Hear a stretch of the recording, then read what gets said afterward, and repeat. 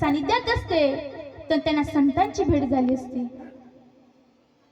त्यासाठी संतांच्या सानिध्यामध्ये जाऊन त्या संतांवर आपला विश्वास असावा लागतो। त्या संतांच्या चरणावर आपल्याला माथा टेकवावा लागतो।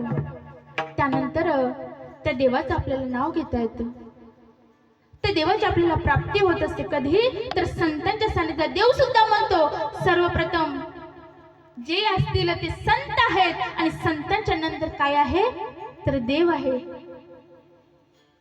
देव म्हणतात माझे भक्त जे आहेत ते माझे भक्त नाही तर ते माझे संत आहेत। विश्वाच्या माऊलीला सुद्धा भगवंताने आपल्या जवळ घेतलं। संत नामदेव महाराज माहिती, संत नामदेव महाराजांना सुद्धा भगवंताने आपल्या जवळ घेतलं। काय तर संत जे आहे ते संत आहे। ज्ञानेश्वर महाराजांना भगवंत म्हणतात की स्वतः ज्ञानेश्वर महाराज कशाचे अवतार आहे? महाविष्णूचा अवतार हो, महाविष्णूचा अवतार, महाविष्णूचा अवतार,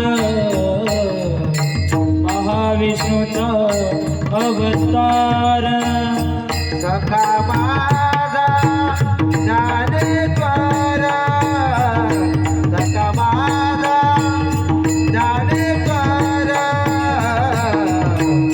महाविष्णूचा अवतार,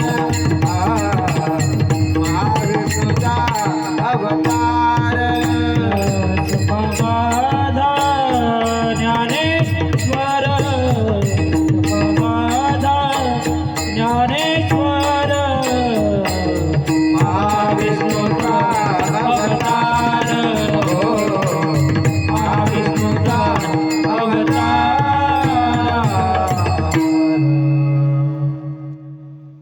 तर माऊली जे आहेत ते महाविष्णूचा अवतार आहेत। भगवंत म्हणतात माऊली काही साधे नाहीत तर ते विष्णूचा अवतार आहेत। विठ्ठल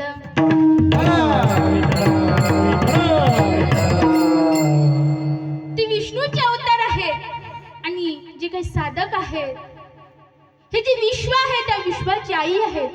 कोण तर माझे ज्ञानोबराय आहेत। अहो ज्ञानोबराय काही साधे नव्हते। ज्या माऊलींकडे, ज्या जगाच्या मालकाकडे जे तीन शक्ती होत्या, ज्यांच्याकडे कर्तुम अकर्तुम आणि अन्यथा कर्तुम अशा तीनही शक्ती होत्या, ती माझी विश्वाची माऊली आहेत। कोण तर माझे ज्ञानोबराय आहेत, ते संत आहेत।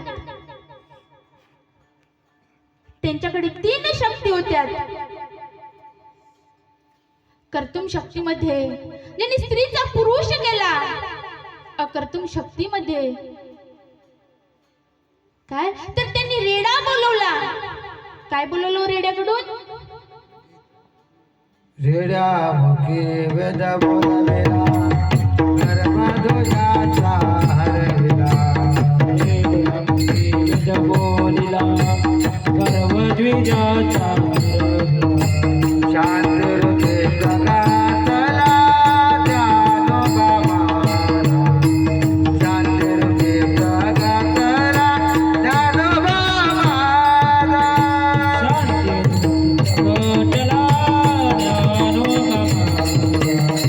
शांती जगतला ज्ञानोबा काय तर ही अकर्तुम शक्ती होती। रेडा बोलू लागला, रेड्याच्या मुखातून वेद बोलले। काय बोलले? बसलेली मंडळी काय बोलले? काय बोलले? आहेत का जागेवर सगळे? विठ्ठल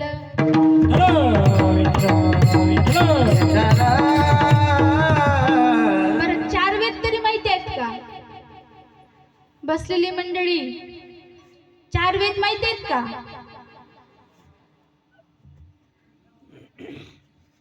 चार वेद नाही माहिती तुम्हाला? ऐकलं पण नाही कुठं, सांगितलं पण नाही कोणी. महिला मंडळ तुम्हाला तरी माहिती असेल माहित तर सांगा, आहेत का माहिती? बरं हो नाही तरी म्हणता येतं का झोपल्यात? आली का झोप? आलीत का? मग 4 वेद माहिती आहेत का? सांगावं मी, सांगू का? 4 वेद आहेत, अथर्ववेद, ऋग्वेद, सामवेद आणि यजुर्वेद, असे 4 वेद सांगितले आहे. आणि ते वेद माऊलींनी रेड्याच्या मुखामधून बोलले. आणि आपल्यासारख्याला विठ्ठल म्हणा म्हटलं तरी मग रेडा बरं का आपण बरं? कोण बरं? बसलेली मंडळी कोण बरं? तुम्हीच ठरवा तुमचं. विठ्ठल